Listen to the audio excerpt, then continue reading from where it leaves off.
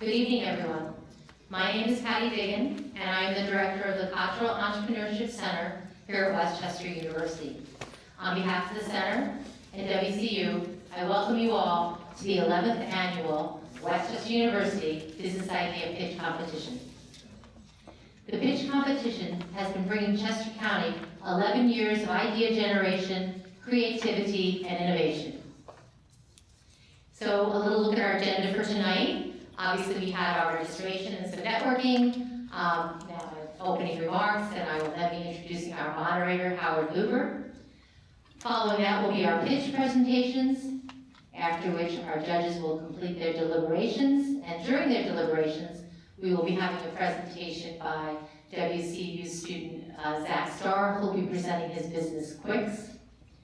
Following that, we'll have the awards and some closing remarks, and then a bonus for those of you that would like to stay around. We have a student named Jake Henry, who was the overall winner of the 2021 Business Idea Pitch Competition, and Jake is competing this evening as one of 3 finalists for the State System Startup Challenge, which is going to be broadcast on PCM TV at 7 p.m. So we're hoping to stream that, if all goes well, after our competition concludes. I'd like to recognize and thank my co-hosts, or the Cottrell Center's co-hosts, for the Business Idea Competition and the Business Idea Pitch that we're at this evening, the Keiretsu Forum Mid-Atlantic and the Greater Westchester Chamber of Commerce. Also sending out a special thank you to our presenting sponsor, Meridian Bank, and to our gold sponsors, SEI and Univest. The sponsorships that we receive from our partners and from these organizations helps to fund the prize package, which this year totals $15,000, and $5,000 will be presented to the overall winner this evening. Thank you also to our partners in kind, IT Edge and Padula Media. They will be providing services free of charge to the overall winner this evening. And also would like to recognize our partners at the Cottrell Center, SCORE of Chester and Delaware counties, and I2N, which is an initiative of the Chester County Economic Development Council. Thank you also for the support of West Chester University, of the West Chester University Foundation, and the College of Business and Public Management. Their support each and every year of the Cottrell Entrepreneurship Center, as well as this competition, allows us to continue to do it and to grow and to make it what it is and what it will become in the future. And I do want to recognize that our dean from the college is here. Evan, where are you? There he is. And also Dr. Fiorentino's wife, Sue Fiorentino, is here representing WCU. Where are you, Sue? Okay, thank you. Dr. Fiorentino's up at the competition in Harrisburg. Oops. Also, I wanted to point out, as you were walking in, Elena was here from the graduate school. Anyone that's interested in learning more about our graduate programs at West Chester University, please stop over and see her. And there's some really fun bling there that you can grab too. So if you have some time at the end of the competition, you can stop over there. So just a little bit about how we got here tonight. The competition has 3 phases, and it started in the fall of 2022. There are 4 tracks to this competition: WCU undergraduate students, WCU graduate students, alumni, faculty, and staff, Chester County high school students, and Chester County startups. Round 1 is when those tracks, participants in those tracks, submit their ideas. We had over 200 ideas submitted this year. From those ideas, the judges select the top 4 in each track. And those 4 from each track, 16 teams, were invited to participate in a virtual fast pitch round where they did a pitch presentation, a 2-minute pitch presentation of their idea, and that was reviewed by our second round judges. The scores from round 1 were combined with the scores from round 2 to determine who the top finalists in each track would be this evening, and those are the presentations that you'll see tonight. Thank you to our first round judges, and some of them are here in the room with us this evening, so thank you. Thank you to our second round judges, Lauren Groh, Terry Rubis, and Frank Nacella. And now I would like to introduce to you, and you can give a wave out to our judges that are here for us this evening for the Business Idea Pitch. We have Katie Walker, President of the Greater Westchester Chamber of Commerce. Katie's right here. Marie Streyers, Vice President and Relationship Manager at Seedco PA. Matt Tucker, CEO, Pegasus Technologies. Paul Linehan, Vice President of Commercial Banking at Meridian. We had a slide, but we fixed that, and we have the wrong slide in this one, so this is Meridian. And then we also have Charles Stanfield, he's from Univest. So thank you, sorry, my sponsor left your name of your company off there. We also have Steve Kazikian, am I saying that right, Steve? No, it's okay. Okay, you say it, Steve. So Steve is the Due Diligence Director from the Keiretsu Executive Director of Experiential Learning and a lecturer at Rowan University. And last but not least, we have Lisa Bryant, who is the CEO of LM Bryant Consulting and the current Cottrell Center Entrepreneur in Residence, as well as adjunct faculty here at West Chester University. Lisa. So the criteria for judging this evening, the judges will be looking at 6 different areas. What's the problem or need your idea addresses? How does your product service solve the problem or address the need? Who or what benefits from your idea? Who are the members of the team and what qualifies them? What is the overall benefit your product or service provides? And then they'll also be rating the overall quality of the pitch itself. So the finalists for this evening are in the Chester County High School's track at-home blood counts and SIFT, West Chester University undergraduate track, Navarro and Women in Business, West Chester University graduate alumni faculty and staff tracks, Second Chance Studios and Calorie Assist. And in our Chester County startup track, we have Epic and Nagito. I think I'm saying that right.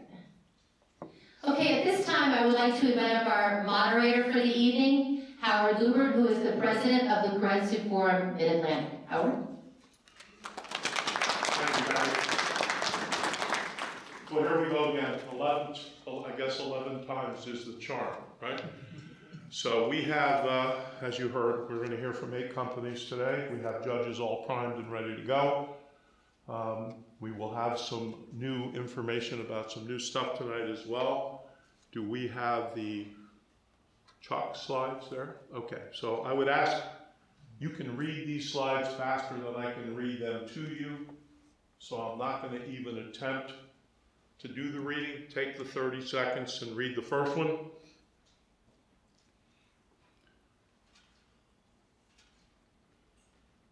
And then if we would go to the second and final slide.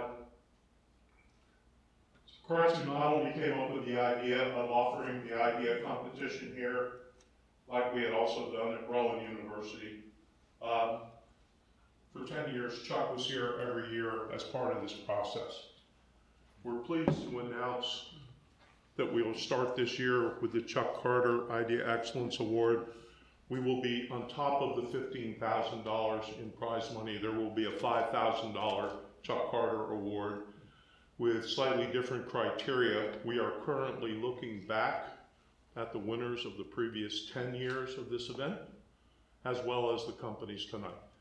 So there will not be an announcement of who won this necessarily tonight, although it could happen. We're not sure that it will. But we're pleased, I'm very pleased to announce that Chuck's son, Dan, is here. And Dan, if you would come up. This is the very first Chuck Carter Excellence Award trophy. We'd like you to take this home. Thank you. Thank you. And Dan, I do have the box for it so that you can take it on the plane and it won't break. Make sure we get it. Yeah, they may not let you on the plane with that point. Okay, so shall we get started? Yep. Okay, we're going to load up the slides for our first group, which will be from the Chester County High School track. I believe it is, who do we have up first? Let's see.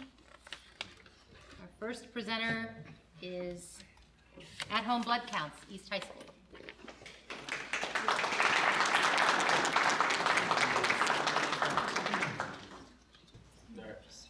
Good afternoon, my name is Caleb, this is Brady, and this is Jesse, and our product's At Home Blood Counts.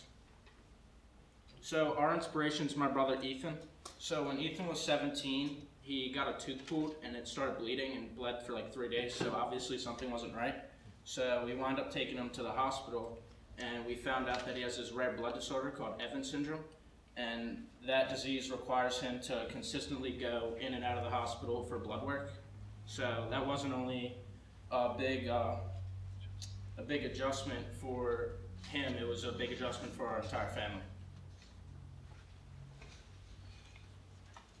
These have been very stressful times for Ethan and the rest of the Jepkowski family. Blood counts. While they are needed, they add to the stress and make the overall problem even worse.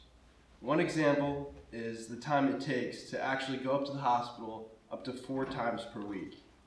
Another example is the pain of constantly being sticked and poked from the actual needles. And one last example that I would like to talk about is the vulnerability that comes with the blood counts themselves. One story I would like to share is Ethan having to go to the hospital in the midst of COVID. As you can remember, a hospital was one of the riskiest and most dangerous places when trying to stay away from COVID. Ethan, who was already at a greater risk, would have to go into the hospital up to 4 times per week for the blood counts. Which brings us to our idea. Our idea is a pain-free monitoring system. You wear a patch on your body with a small monitor just below the skin. Then with that, it monitors your blood counts. The information is sent to your phone via a monthly subscription with our company At Home Blood Counts. This can be submitted to an insurance company for reimbursement. At first, we were very skeptical since Evans syndrome only has 5,000 people, but then we started to do more research and we started to learn that there are many people and diseases that require blood counts.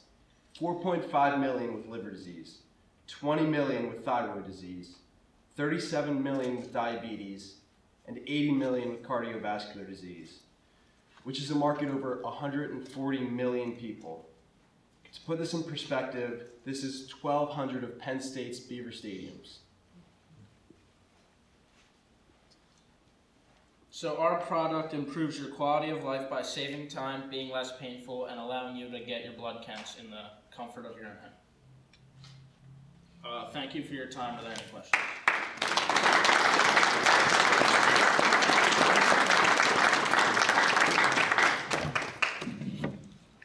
Judges, questions?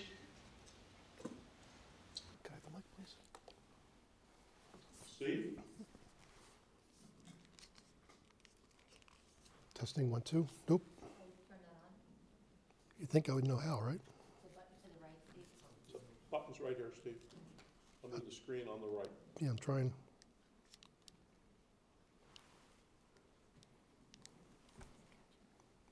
Needs batteries. Ask your question.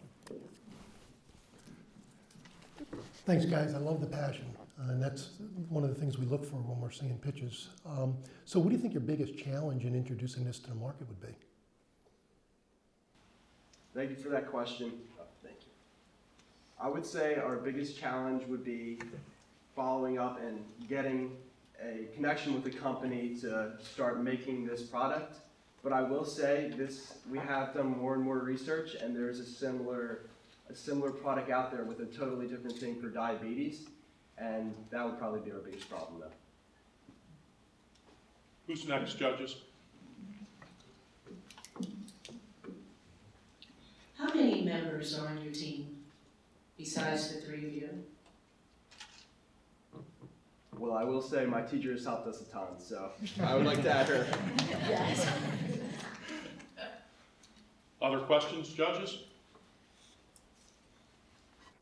This is the judge participation section of the meeting here. Paul? Is this new technology, or is this already out on the marketplace? You're just repurposing it? This is new technology. What I was trying to get at with the diabetes count, that only counts for blood sugar. This is blood counts for everybody, which is a huge market. Katie, This mic's not working. here you go. There we go. Would the... This one's not working either. I was just using it. All right, here we go. We got a winner. The device itself, would it be connected to an app on your cell phone? And if so, have you thought about how you would develop the app?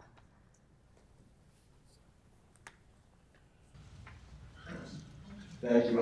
Yes, we started to come up with a subscription that you could download on your phone, and you could use our monitor, and then it would go right to the subscription, and you wouldn't even have to go to the doctor's office or anything like that. That's the best part of our product. Anyone else? We're rolling here now, see? Got it. It just needs somebody to start. Do you envision this also being uploaded into a database that doctors would be able to monitor their patients as well?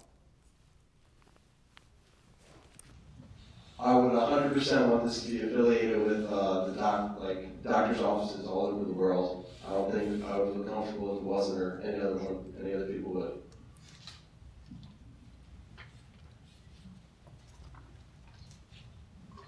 Have you gentlemen thought about any advertising, how you're gonna go about advertising to get to your target market?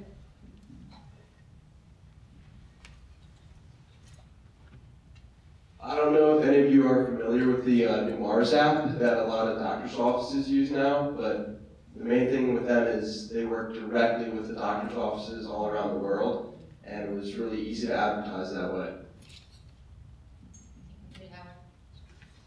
Time? Yep. Okay, judges, thank you. Gentlemen, thank you very much. If you haven't already done so, go ahead and score the first company while we queue up the slides for company number 2. All right. Good evening. My name is Sophia DeSabella, and this is Caitlin Hubiak. We are a team of high school students from Bishop Shanahan High School who wanted to apply our knowledge in STEM and business to global improvement. Today we are presenting our innovative idea where we researched and engineered a new type of water filter unit for a water filter pitcher that is more sustainable and reusable compared to the water filters used currently today. Introducing SIFT, or Sustainable Initiative Filtration Treatment.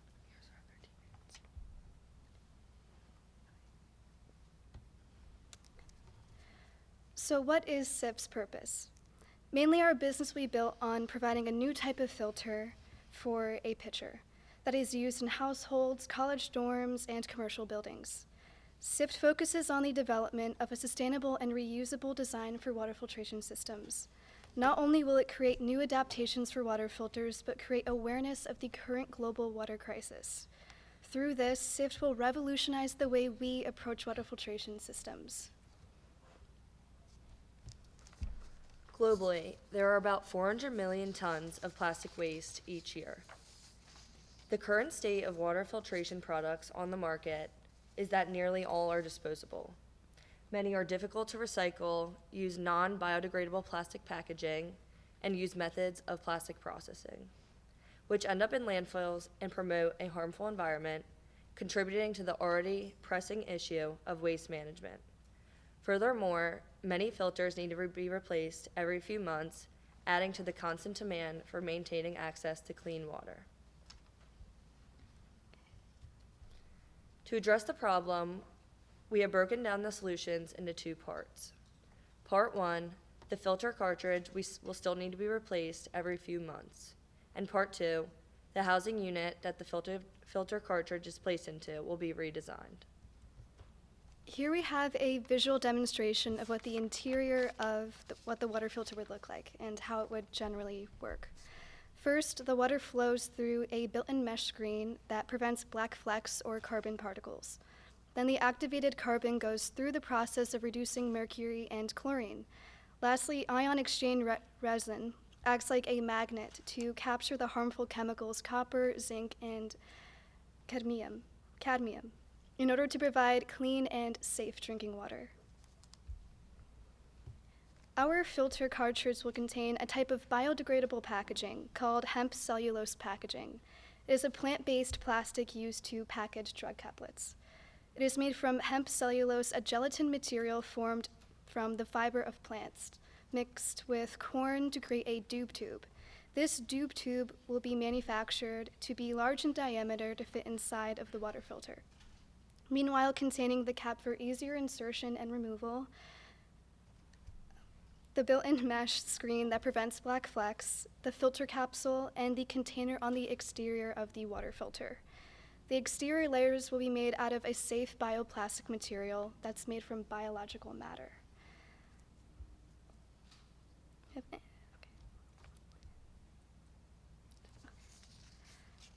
This leads to our next point. How can our product be replaced and reprocessed for future use?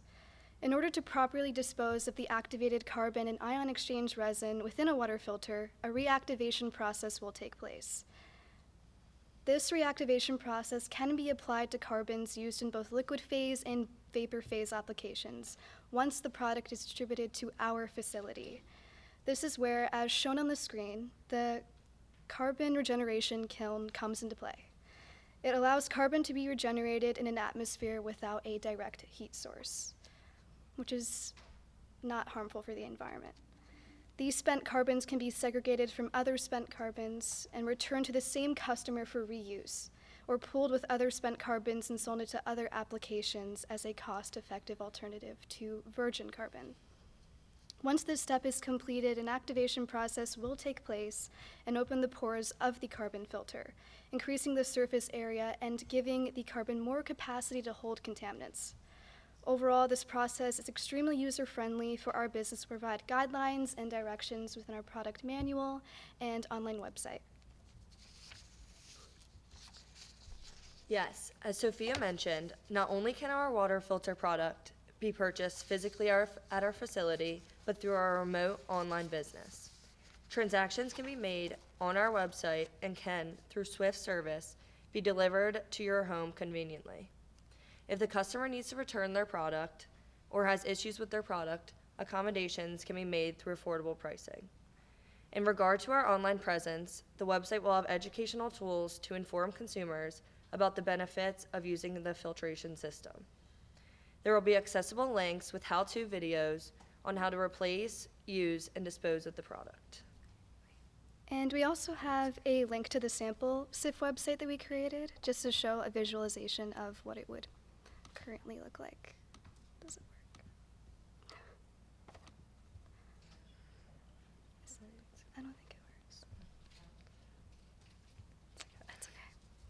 All right, next slide. Now, who can use our product? Our targeted final consumers are college students and households in the North American region. Households in the U.S. produce 2 to 8 more times plastic waste compared to any other countries in the world.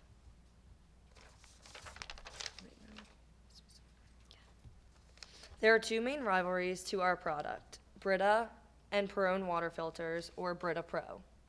To diversify our business, our marketing strategies will include digital advertising, media, and promotion. Some of the benefits of online advertising are to promote our product to consumers, mainly through our online business. The online advertising will include an animation of the filtration system, what our filter is about, the reactivation process, how to manually take apart the filter step by step, how to dispose of the filter, global water crisis, a description of the components, and contact information. The main goal for product distribution would be to sell the filters to the final consumer through retail outlets such as Lowe's, Home Depot, Walmart, Amazon, and Target. However, our website directed toward consumers will expand over time as we continue to expand our target market. Our average rate of revenue growth is exceptional. According to FortuneBusinessInsights.com, as of 2022, $6.12 billion in total sales have been made, with a future total sales goal of $9.10 billion in 2029.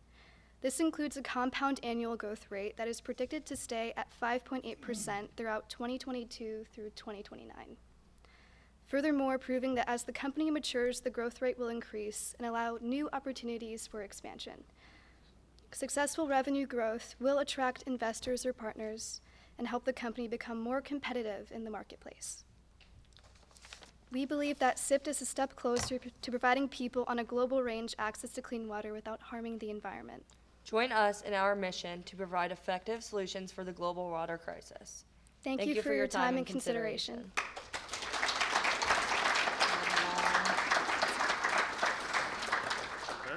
board. Yep. Did I understand that the goal for the carbon filter is to have it returned and repurposed or recharged at your facility? Yes, the product can be, when it's sent to the customer, it could be sent back and we could give them a new one and it'll be reimbursed. Do you envision that being built into the price to the consumer of the original purchase? Yes. Who's next?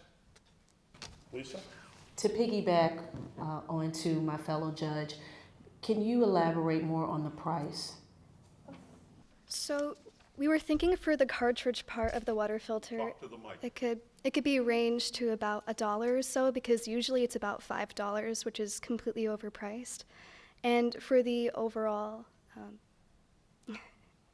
like exterior outside part, I would say it would range around the $5 range as well, just to make it cheaper and more accessible. Next. Katie, you have the mic, you want? No, You don't want ask the same question. Steve? Thank you very much for your presentation. So how do you plan on convincing your potential customers to use your product over the competition that's out there? We would mainly do it through our online business to sort of get consumers to buy our product, as well as through our the retail stores that we mentioned. They would find it in the store and see it there and know like information about our product as well, just through the online website in that reasoning, and decide to buy our product over other products. Steve? If you had to pick one differentiator compared to your competitors, what would that be? Our product is completely reusable and it's biodegradable. So when you dispose of it, well, you would replace it in a way.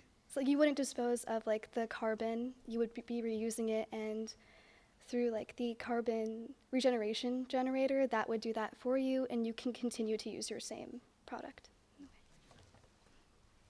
I guess we're all done. Thank you very much. Okay, judges, for your second high school presenting team.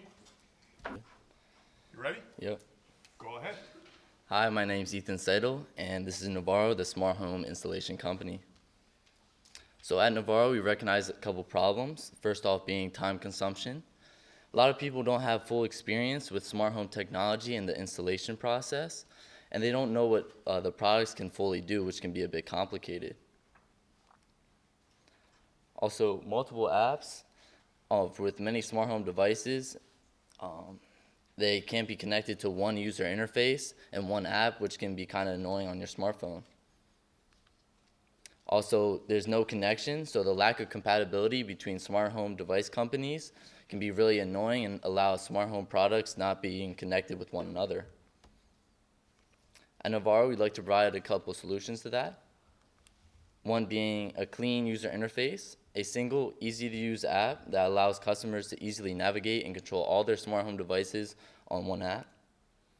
Seamless integration, using Matters Protocol, which is a language communicator, to allow your smart home system to all work on a local Bluetooth or Wi-Fi network.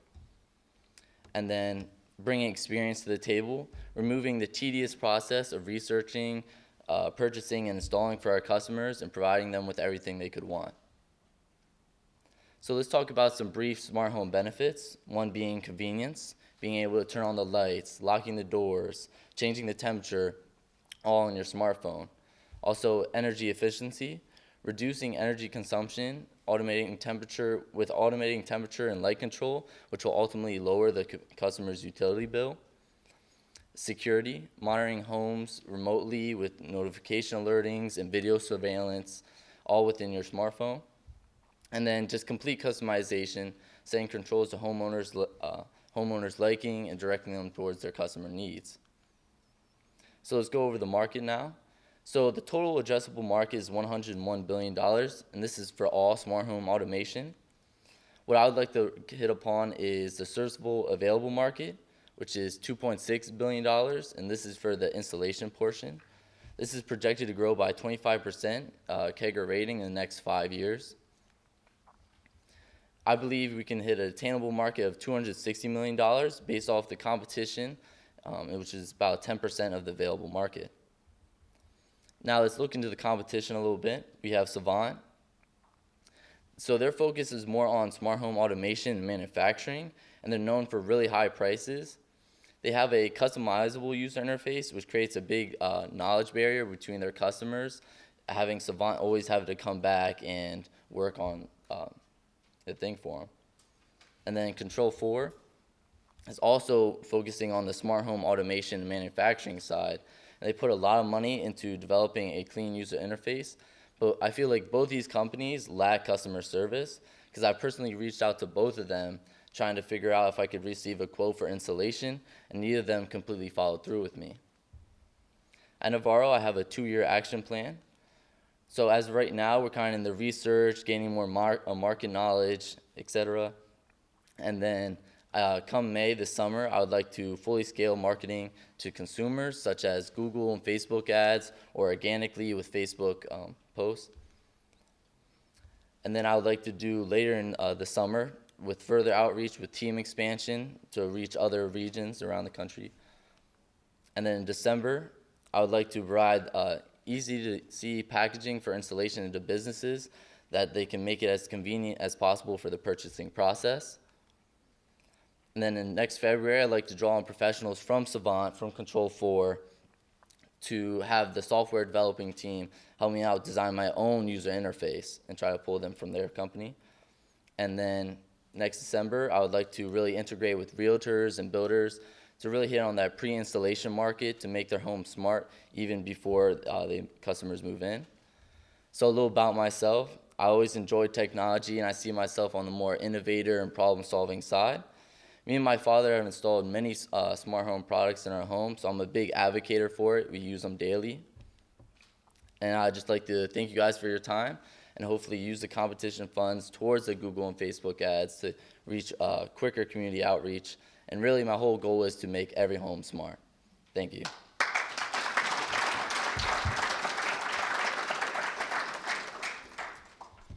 Judges, who's first?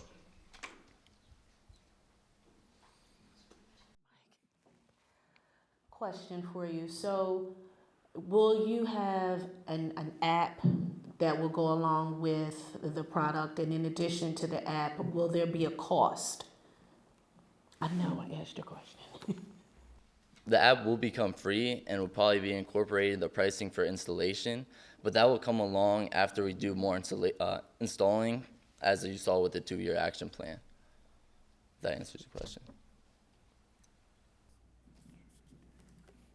Will the product be able to be easily used by those that are technologically challenged? Yeah, so we would like to make a clean, easy to navigate user interface. So the app should be as easy as possible for you. How did you come up with the name Navarro? It just came to my head and I thought it sounded slick, to be completely real. Profound question and answer. Great presentation. In regards to security, how do you protect the consumer? So right now, I'm not on the security side, and I'd hopefully direct that in partner companies with networking with them, hoping that they can do video surveillance for me. Follow? No problem. Okay. Anyone else? Yeah, I have one more actually. So I would think that Amazon and Google are going to be your biggest competitors when it brings all the smart technology together. Do you see yourself actually partnering and interfacing with that device, or being a whole separate product in your own? So the hope is to be my own product and starting off with installation of these smart home products. So as of right now, I would have to work with Google and Amazon and use their products, because I need to generate the revenue for that. So mostly a services industry to start, right? That's what you're going for. Yeah. I think we're all done. Right, judges? Okay. Thank you. Thank you.